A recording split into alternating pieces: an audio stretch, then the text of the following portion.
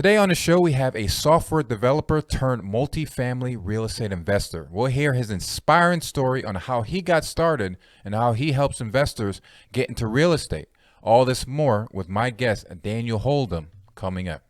Welcome to the Wealth Through Real Estate Investing Podcast, your source for real-world strategies focused on creating long-term wealth, cash flow, and financial freedom through real estate. Through guidance, tips, and stories of highly successful real estate investors and thought leaders, we provide you the tools to succeed and to reach the lifestyle you always wanted. And now, your host, Dwaine Clarke. Hello and welcome back to the Wealth Through Real Estate Investing Show. This is your host, Dwaine Clarke, and today we have Daniel Holmlund. Daniel is a founder of Good Samaritan Capital, as well as the host of Win Multifamily Show. Daniel, thank you so much for joining us on the show. And how you doing, my friend? I'm doing really well, Dwaine. How are you doing? Really looking forward to it. It was great chatting with you pre-show, kind of getting to know a little bit more about you and kind of your background. But for people who are not familiar with your background and how you got started, can you kind of share with the audience so we can kind of kick things off? Sure. So, my background is that I went to college to be a software engineer. And I've been in different companies kind of on and off, but through most of that, I've also been a real estate investor. And I started back in 2002 buying single family homes all the way up until 2008. In 2006, I was actually doing this all overseas. My wife and I flew overseas and we were volunteers with a charitable organization over there. And I learned the business of hard money lending.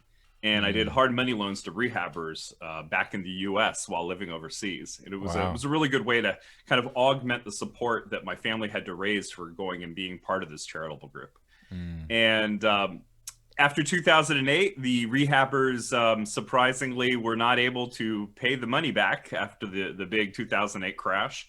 And I ended up with a couple of rental houses in Florida and sold them in 2015, and since then I have been working in multifamily properties.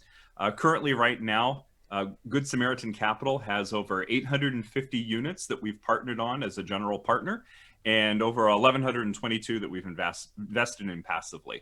And we work with other people that are busy professionals like myself to also invest in real estate as they're doing their career. Awesome. Yeah, I really like kind of your background. You kind of started in a hard money line and then getting into multifamily. Can you kind of talk about when you moved over to that niche, kind of your educational journey on how you started learning about syndications and multifamily investing, and how you can tell what a good deal is? Can you kind of share a little information on that? Sure. Well, one of the things that I realized is that with single family homes, having had one, that was mortgage free, actually. Since I was the lender on it originally, I had lent the money to purchase this. And when my rehabber wasn't able to pay me back, he signed the property over to me. And so I had this property that was mortgage free. And I started learning that there are definitely some pain points with single family home investing. And one of those is that if your single family home is occupied, you've got 100% occupancy. But if it's not occupied, you've got 0% occupancy.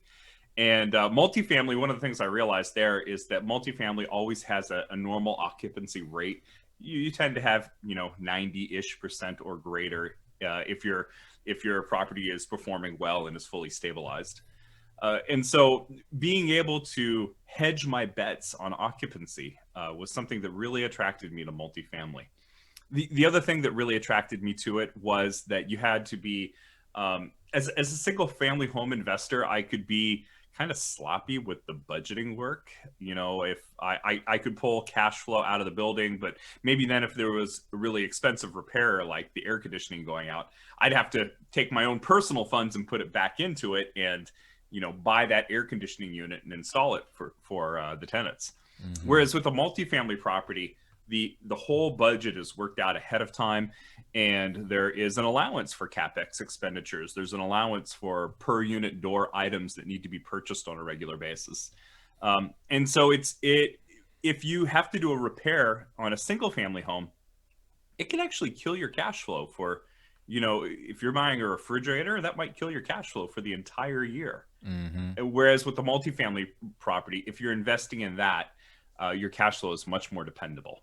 So those are, and then the tax advantages too. Multifamily property it has better tax advantages through cost segregation and bonus depreciation than single family homes do.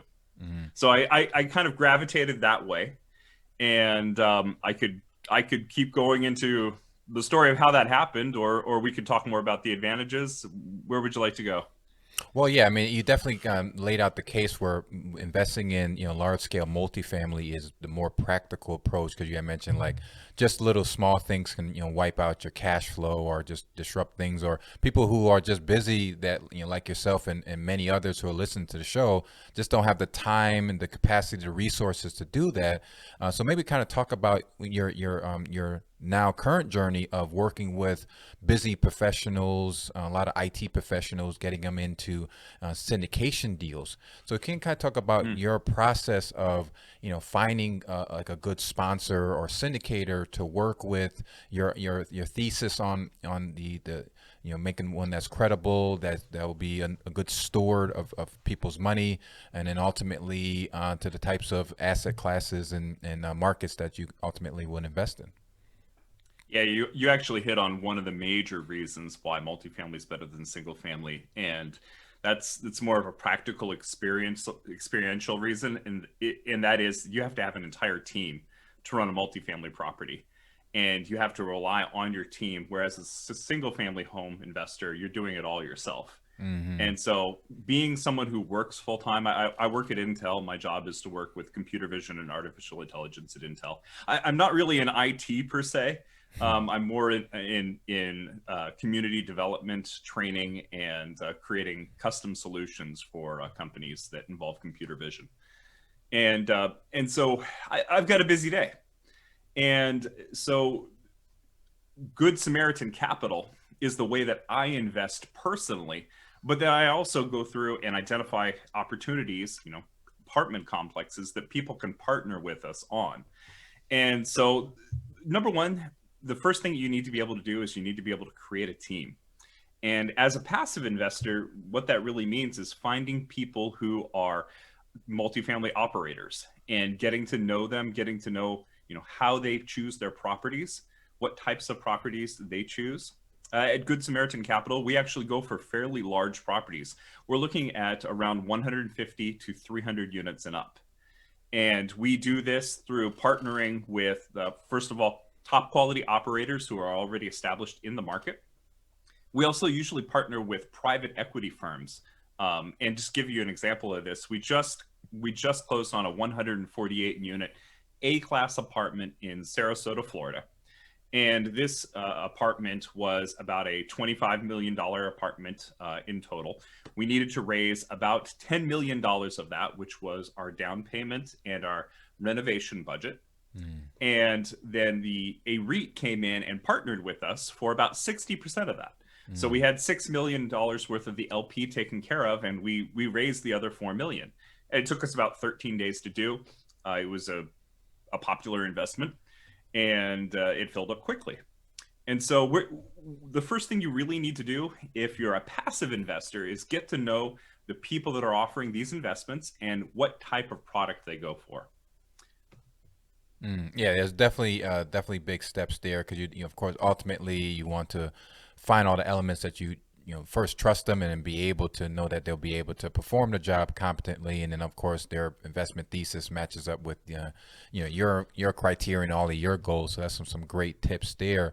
And you had mentioned like Sarasota, Florida, which are some of the a very desirable market. Can you also talk about kind of your thesis of the type of investable markets that a passive investor should be looking into, so they know, like, if they live in like here in Connecticut, investing in Florida, which is tons of miles away, that it's a sound market to invest in. Yeah. So one of the things you want to look for is what are the current demographic trends. And so as a passive investor, I would be looking at currently there's a pandemic. It's 2020, 2021. And lots of people are moving from areas that are very locked down to areas that might be less locked down. Or maybe they're moving down there because of the climate is better. Hmm. Or maybe they're moving down to certain areas because there's a lower regulatory environment.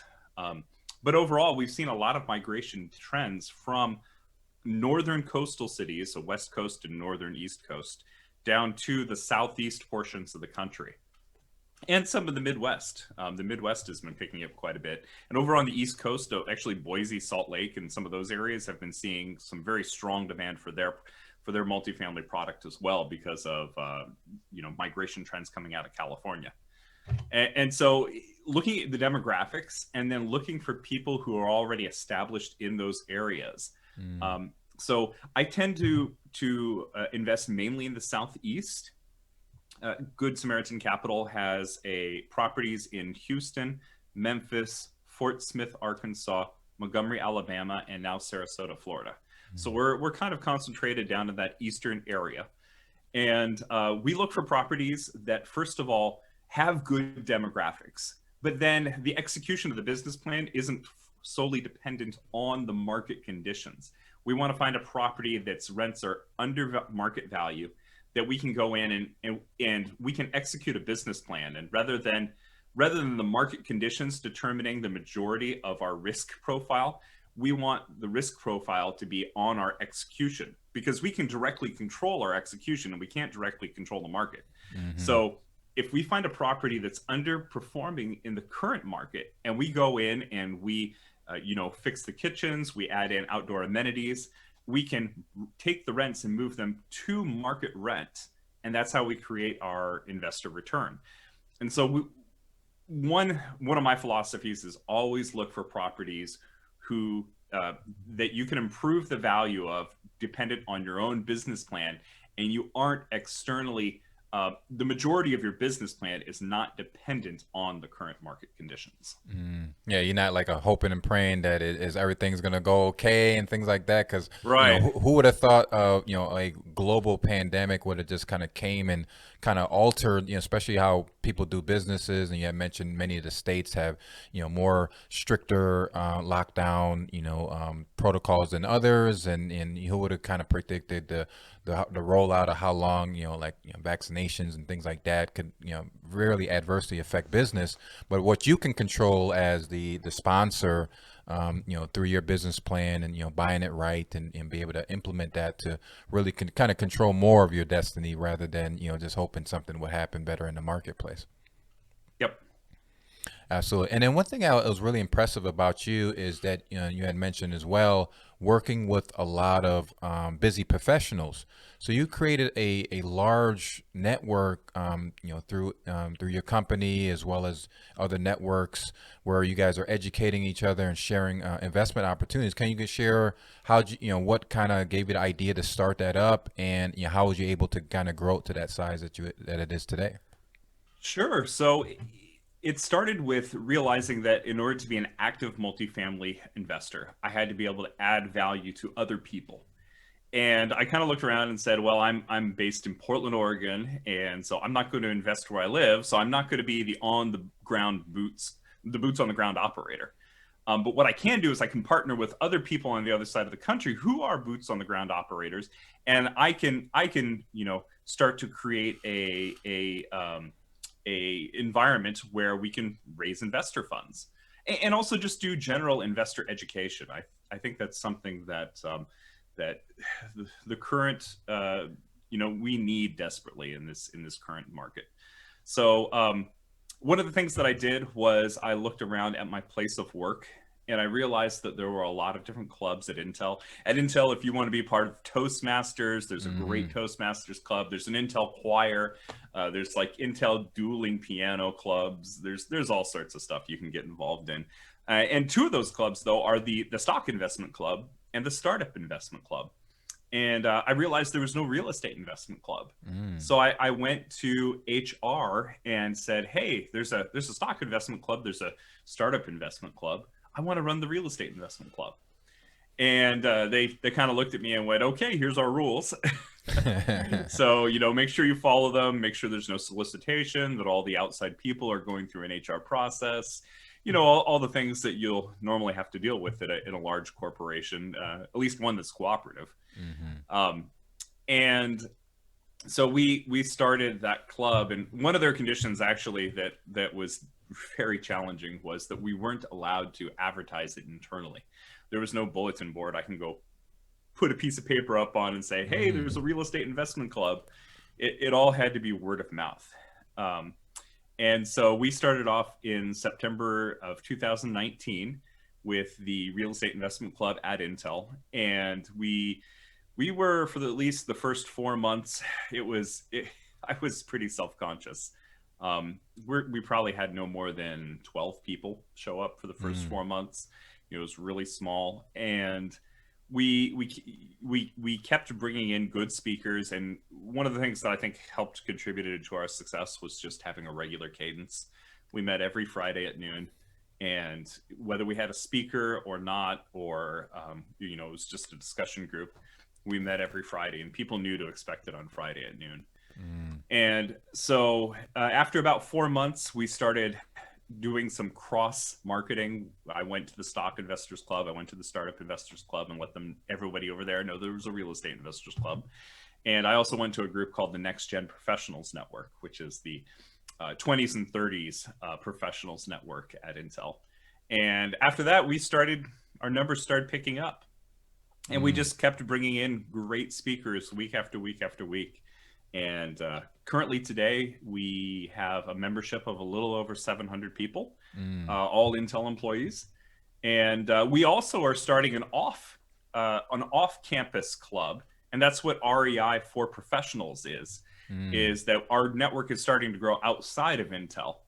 And if you are somebody who's got a career job and is career oriented, but you still want to learn how to invest in real estate, REI for Professionals, we're a group that helps teach time-saving techniques for you to invest in real estate so that you can concentrate on your busy job and grow your real estate portfolio. That's our niche and the people that we love serving. Yeah, that's an awesome idea. I like that, just through perseverance that you was able to just grow from just 12 people to a large group like that. And surprisingly, with so many employees at Intel, that, real estate investing, which is, like they have stock investing, but like, people are like real estate, which is a great wealth building, tool. You can diversify, do stocks and do real estate. So it's awesome that you're serving that need there, and then also branching it out through reiprofessionals.com to be able to bring in other people, busy professionals that want to be able to take advantage and really kind of take wealth building in their hands and get more involved. So that's awesome. And then finally, can you kind of talk about some other projects that you guys are working on? I know that you're always constantly looking at deals and things like that, but where do you see kind of the future of Good Samaritan? Are you guys continue through multifamily, and is there other markets that you guys are bullish in that you're also looking at as well? Yeah, multifamily right now is an extremely competitive market. There are lots of people bidding on properties, and lots of people that are not able to find anything, or if they are, maybe don't have their numbers quite right. So they think they've found something, and maybe it isn't as lucrative or as good of a deal as their numbers are penciling out. So we do see ourselves as continuing in multifamily. One of the reasons why we're Good Samaritan Capital is that we also think it's really important to give back to your community. And the way that Good Samaritan gives back is by donating to organizations that help children or families who have children with cancer. My brother had cancer as a kid, and it was very hard for our family. And so we give back now to families that need that sort of help. But in terms of where we see ourselves going, multifamily is what we're currently investing in, and we're still very bullish about areas of the Southeast and Midwest. Particularly, we've been looking a lot in Florida. Florida is a great area, but also in other areas we've looked up as far as Des Moines and Columbus, and then also in the Southeast, in Fort Smith and Montgomery as well. So we're keeping our ear to the ground. Good Samaritan Capital right now is working with three different top of the line operators that are doing great. And we're probably going to continue working with these three groups. And as they find properties, we're looking to help them run it and fund them. Awesome.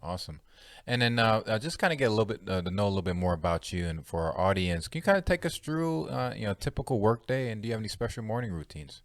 Sure. So typical work day for me is I tend to start work around 6:30 to 7, and I start my day with making my cup of coffee, and sometimes I get around to doing a little bit of morning stretching, although more often than not, I kind of miss it.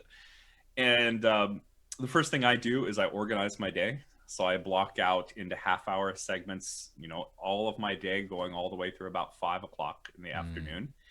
And it's really important for me to be able to do that because I, of course, have to balance my day job and also balance time that I spend, doing podcasts. So I tend to do a little bit of real estate work in the morning for about an hour, and then start my day job at around 7:30 to 8 o'clock. I'll take the noon hour and usually spend it doing a podcast with someone like you or somebody on my show, which is the REI for Professionals show. So real estate investing for professionals. I know at the beginning you mentioned Win Multifamily Show. We're actually rebranding that to Real Estate Investing for Professionals. Okay, awesome. Yeah, sorry about that. We'll make sure to get the right pronunciation and the correction into the show notes, so make sure people can connect with that. Yeah, and so my normal day is a lot of meetings, a lot of talking to investors towards the end of the day, and going through and doing my normal job during normal business hours. Awesome. Yeah, I really like that a lot. And as far as kind of to make your day more productive, are you using any tools like physical or electronic to kind of make your day a little bit more productive? Yeah, I use Calendly all the time. Great tool. I use Todoist, which is a to-do app that cool. will let me schedule my to-dos, and it integrates with Google Calendar. So I can give my to-dos a time, and it will just put it on my calendar, and I know, hey, at 9:30 on this particular day, I need to go through and create a new video or call somebody. So it's really great for scheduling. So I tend to write out all my to-dos, and then I assign them to half-hour blocks in my day. And I use Active Campaign a fair amount too. Awesome. Yeah, excellent tools. I use that every single day. So yeah, so with all that, with all your success and like I said, all of your people that you're helping, other busy professionals, reach their potential as well. Can you kind of talk about what you're most grateful for? I'm most grateful for my family. And having said that, I've got three young kids, a daughter and two boys, and they're all elementary school age. And I'm just grateful, watching them grow up. I'm grateful for my wife. I think a lot of people that do this are doing it for their family. Absolutely. And so that's where I'm grateful. Yeah, and definitely you guys doing a lot of good things through your charity, giving back to the families of cancer victims and things like that. So that's awesome to hear. I really appreciate you sharing that. And finally, you had mentioned we'll make sure to have your link here, rei4professionals.com. Is there any other contact information you can share with us today? Sure. So you can email me at daniel@rei4professionals.com.